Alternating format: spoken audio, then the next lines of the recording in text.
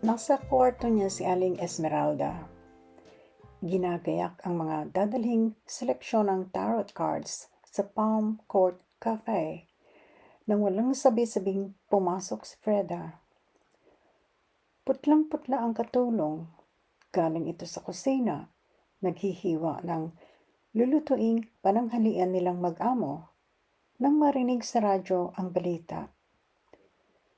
Ninervyos agad si Aling Esmeralda pagkakita sa hintakot na ekspresyon sa mukha ni Freda. Bakit? Anong matanda? Yung bangko ni na Santa ate, hinold up daw at maraming patay.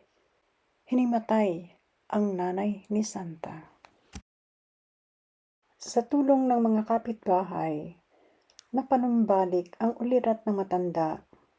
Isa rin sa mga iyon ang sumubok na tumawag sa Southeast Asia Bank upang alamin kung ano ang nangyari kay Santa.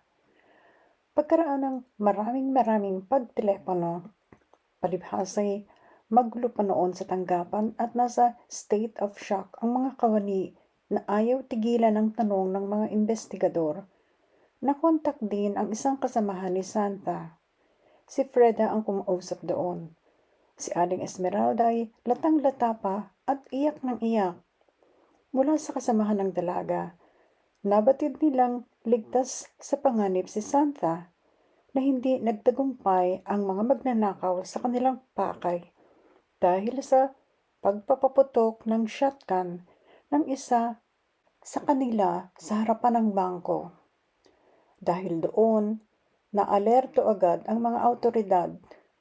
Dumalo ang SWAT team na nagsanay sa madugong pakikipagkumprontasyon sa mga bank robbers. Isa sa mga iyon ang napatay, isa ang nahuli ng buhay, ang iba pa ay nakatakas. Pero marami raw patay, giit ni Freda sa telepono. Sabi sa radyo, marami ang tinamaan sa putukan, anang kausap. Nahalatang rendido pa rin sa kalituhan. Pero 2 lang ang patay, anito pa. Si Santa, nasaan siya? Tanong ni Freda. Nasa ospital yata, sa Makati Medical. Bakit? Simulang tanong ni Freda. Please, anang kausap sa telepono.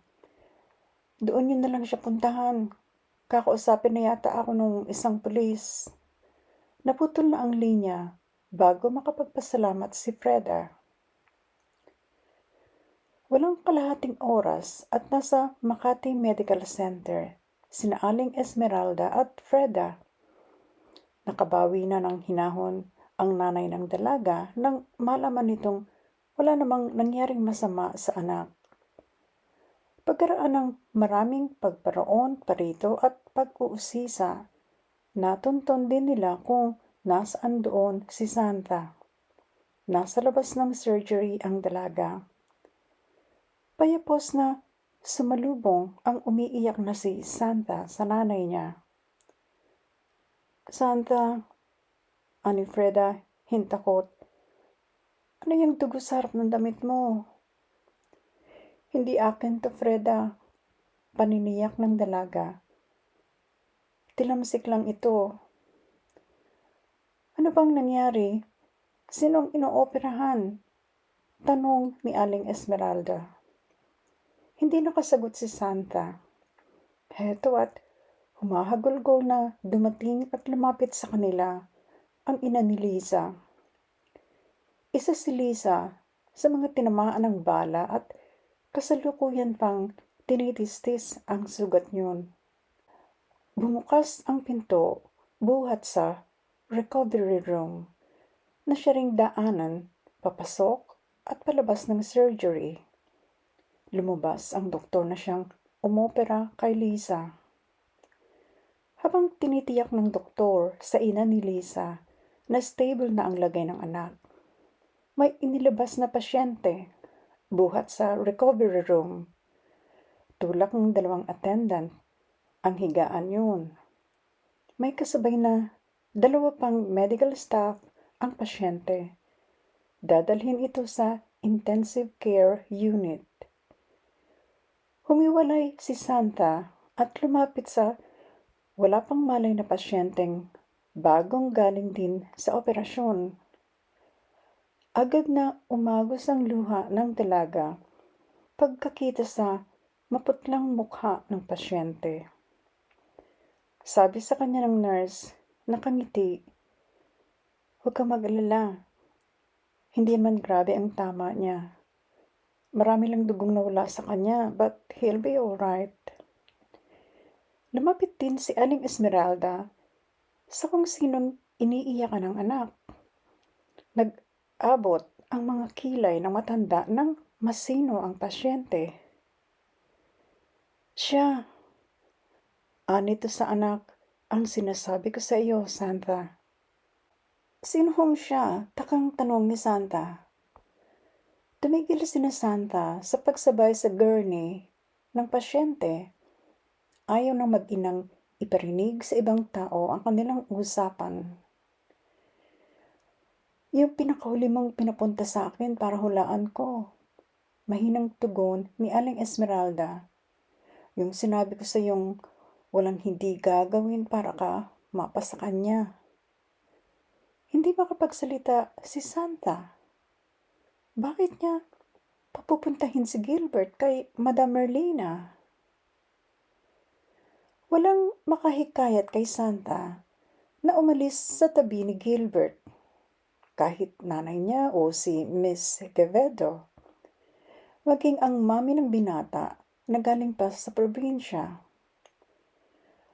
Labis na nasaling ang huli. Maswerte sa loob-loob nito ang kanyang anak dahil mahal din palang tunay ni Santa. Sa isang banda ay totoo iyon.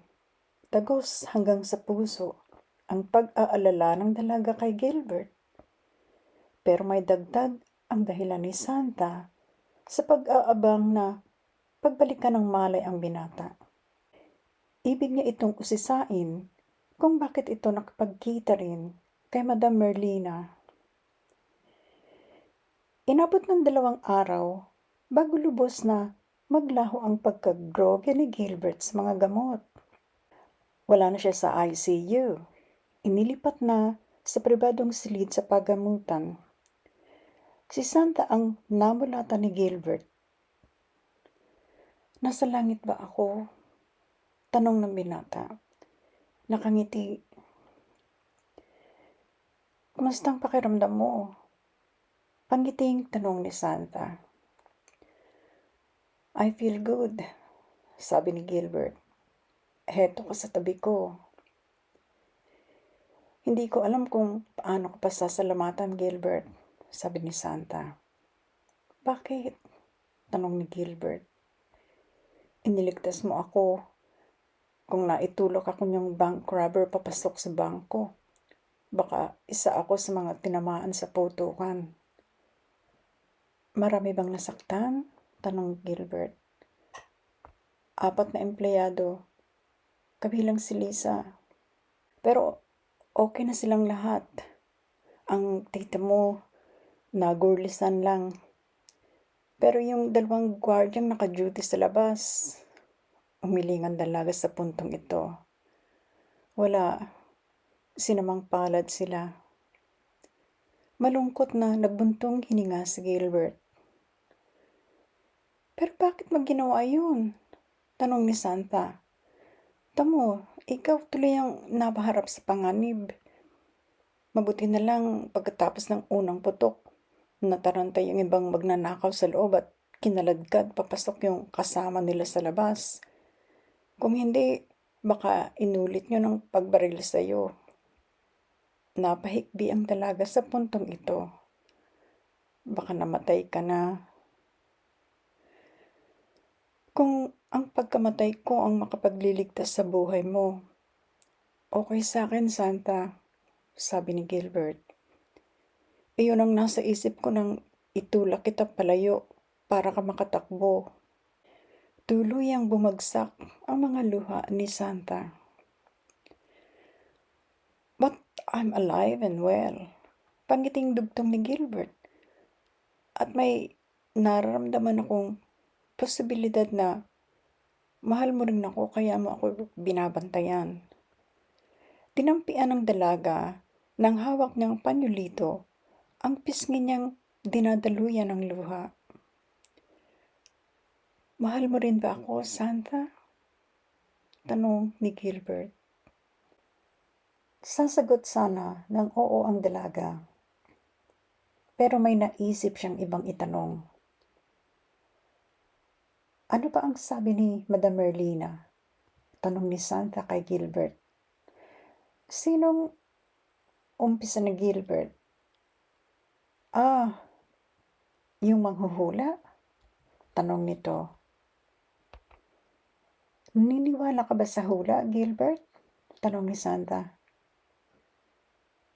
Ni Gilbert. Hindi ba, sabi ko, I keep an open mind sa kanyang mga bagay? Pero si Madam Merlina, she's a genuine seer. Tuwid na tinitigan ni Gilbert ang dalaga.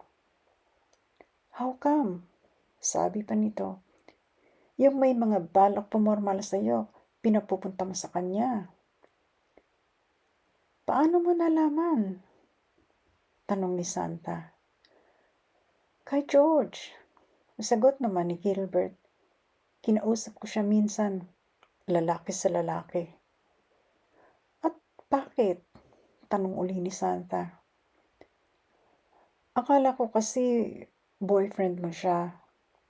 Nang malaman ko sa kanyang hindi naman pala, na hindi siya maka-first base sa iyo. Natawa ako, sagot ni Gilbert. Pwede pala kitang ligawan. Pero pinangunahan ako ni George. Sabi niya, lahat ng lalaking nagkakagusto sa iyo, pinapupunta mo muna kay Madam Merlina. So, ginawa ko rin yun kahit hindi mo pa sinasabi sa akin. Biglang luminaw sa dalaga ang lahat. You see, Santa, patuloy ni Gilbert, wala akong hindi gagawin para mapalapit ang puso mo sa akin. Kahit yung bagay na hindi mo pa iniuutos, gagawin ko agad. Nanay ko si Madam Merlina, deklara ni Santa, at walang nakakaalam yun sa lahat ng manliligaw na pinapunta ko sa kanya. Gulat na gulat si Gilbert. Nanay mo siya? Pero bakit? Inesplika ni Santa ang kakaiba niyang paraan ng pagbigo sa mga lalaki. Matagal na nag-isip si Gilbert. Pagkaraang dinggin ang paliwanag ng dalaga. Iba ang impresyon ko, ani Gilbert maya-maya, sa mga interpretasyon ni Madam Merlina sa nabunot kong tarot card. Pakiramdam ko, malaki ang pag-asa ko sa iyo. Hindi lang malaki, Gilbert, sagot ni Santa. Alalahanin mo, yung mga busted lang sa akin ang pinapupunta ko para magpahula sa mother ko. Ikaw, wala akong kabalak-balak na utusan ka upang makipagkita kay Madam Merlina. Santa, ibig mo bang sabihin? Sabi ni Gilbert. Pinutol agad ng dalaga ang iba pang sasabihin ni Gilbert. May kailangan pa siyang linawin.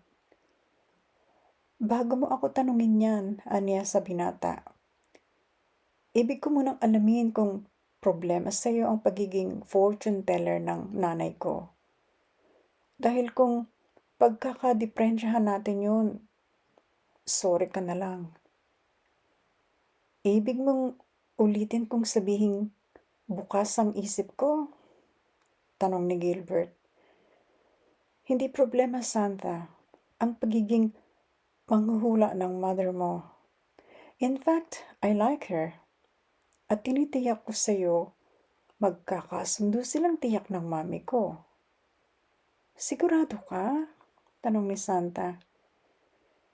Kasing sigurado ng pananabik kong alamin kung mahal mo rin nga ako. Sumeryoso ng husto ang ekspresyon ni Gilbert. Will you marry me, Santa? Umaliwalas sa labis na galak ang mukha ni Santa bago niya sinabing, hulaan mo. Kung sa memorable, pinaka ang pag-iisang dibdib ni na Santa Alfelor at Gilbert Quevedo. Pero hindi yun dahil sa pinagganapan ng seremonya sa Redemptorist Church sa Baclaran. Manapa, titimo sa alaala ng marami ang kasal ng dalawa dahil sa piniling lugar ng reception sa pangunahing sangay ng Dominic's Pizza Inn sa Rojas Boulevard. Pero walang pwedeng mag-akusa kay Gilbert ng pagiging kuripot. Ang salapi kasing laan sa masaganang handaan ay ipinagkaloob nila sa mas makabuluhang bagay. Gagamitin iyon upang ipagpatayo ng shelter ng mga batang lansangan, mga ulila at mga inabandona ng magulang. Si Santa ang humiling niyon kay Gilbert. Kung kailan lang natuklasan ng una kung saan madalas magpunta ang nanay niya pagkagaling sa simbahan at kapag mga araw na wala itong trabaho. Nasa bahay kanlungan ng mga batang api si Aling Esmeralda.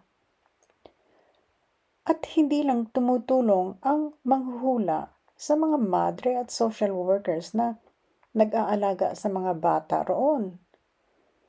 Malaking bahagi ng kita ng nanay ni Santa bilang si Madame Merlina ay idinodonasyon nito roon. Nang malaman iyon ni Santa, umagos ang walang katapusan niyang luha naman di galing sa pinakamalalim na bahagi ng kanyang puso. Hiyang-hiya siya sa kanyang sarili. Naalala niya ang mga panahong itinago niya sa mga kakilala na manghuhula lang ang nanay niya. Iyon pala, ang dapat niyang ginawa noon pa man ay ipagmalaki ng gusto ang ina. Kahit kinumersyo nito ang kakaibang galing na kaloob ng tadhana. Ginagamit pala naman iyon ni Aling Esmeralda sa kabutihan ng mga kapuspalad. Pagkaraan ng isang buwang honeymoon sa exclusive beach resort sa Palawan, sinurpresa ang bagong mag-asawa ni Lisa at George. Engaged to be married na ang dalawa. Si Santa, syempre pa ang aaktong matron of honor sa kasal nila. Tuwang-tuwa ang Lisa. Si George pala ang matagal din niyang dinasalan sa nilangisang rosas na kandila. Pero ang sabi ni Santa, wala sigurong kinalaman yung mystic oil sa paggusto sa iyo ni George. Look at yourself. Ang laki ng isineksi mo, di ba? Natural. Napansin ka ni George. Kahit hindi na ospital si Lisa ng 2 linggo, tuloy-tuloy ang pagkabawas ng timbang nito. Sineryoso ni Lisa ang hindi pagkain ng hapunan upang lalo siyang makapag-concentrate habang nagri-ritual sa gabi. Pero itinawa lamang ni Lisa ang hinuha ng kaibigan. I'm sure, anito, tumalab ang panggagayuma ko kay George, and I couldn't be happier. Hinayaan na lang ni Santa si Lisa. Kung doon siya maligaya sa paniniwalang iyon, that's fine. Nang ikwento ni Santa kay Gilbert ang tungkol doon, nauna na niyang sinabi sa mister ang tungkol sa sarili niyang ritual sa pagpapaibig dito. May kumislap na ideya sa huli. Si Lisa ang dapat mag-manage sa Esoterica Enterprises dahil believe siya sa mga paninda. Mas magiging effective siya roon. Sumang-ayon naman si Santa kay Gilbert. Nang ialok nila kay Lisa ang posisyon, hindi na ito nag-isip pa. Tinanggap agad nito iyon. Mas ligtas nga naman sa Esoterica Enterprises kaysa magtrabaho sa bangko. Si Madam Merlina ang hindi nakaligtas sa kanyang balay at mga amiga nito. Bukod sa ballroom dancing, mahilig din ang mga iyon sa hula. At dahil nagkataong isang amiga ng matandang Quevedo, ang dati ng hinulaan ni Madam Merlina, mga hula na ang marami ay nagkatotoo. Ayaw na siyang bitiwan ng mga matrona. From now on, balae, sabi ni Mrs. Quevedo kay Aling Esmeralda, exclusive ka na lang sa grupo namin. Hindi mo na kailangang umistambay sa coffee shop ng hotels. Sama ka na lang sa amin. Let's have fun. Naku, balae, sabi ni Aling Esmeralda. May mga alaga ako sa shelter. Walang problema, sabi ni Mrs. Quevedo. Mag-isip tayo ng permanenteng fundraiser para hindi mo sila laging inaalala. Pero kung naiinip ka, pumunta ka rin doon. Tinuturuan mo rin yung mga bata, di ba? Nangingiting umoo si Aling Esmeralda. Sa loob-loob niya, magkatulad ang karakter ng kanyang manugang at balae. Kapag naisipan, determinado iyong kamtin. Pero nasisiyahan naman siya sa proposisyon ng balae. Matagal na rin ibig niyang magpahinga bilang si Madam Merlina. Kung paminsan-minsang panghuhula, okay lang. Pero iyong 5 araw sa loob ng isang linggo, nakakapagod din iyon. Pero bago tayo magplano ng fundraising para sa mga ulila, dugtong ni Mrs. Quevedo, pakilabas nga muna ang pinaka-powerful mong tarot cards, balae. Dito tayo sa terasa para presko. Kumunot ang noo ni Aling Esmeralda. Tumawa si Mrs. Quevedo. Ayaw mo bang hulaan kung ilan ang ating magiging apo? Napailing na lamang si Aling Esmeralda, pero may bumiting ngiti sa kanyang mga labi nang kunin niya ang espesyal na tarot cards. Siyempre, interesado rin si Madam Merlin ang alamin kung ilan nga ang magiging bunga ng pagmamahala ng kanilang mga anak. Sina Santa at Gilbert, samantala ay wala pang interes kung ilan ang ibig nilang ibigay na apo sa dalawang matanda. Nasa Bulacan sila noon sa matandang bahay na paboritong panahanan ni Gilbert at ngayon nagiging paborito na rin ni Santa. Oras noon ng siesta, ang magbalay ay nasa terasa, sumasagap ng sariwang hangin habang binabalasan nila ang tarot cards. Ang mag-asawa ay nasa silid, pero hindi para mag-siesta. Habang hinuhulaan ni Madam Merlina kung ilan ang magiging apo nila ni Mrs. Quevedo, sina Gilbert at Santa naman ay abala sa pagbuo ng kanilang panganay.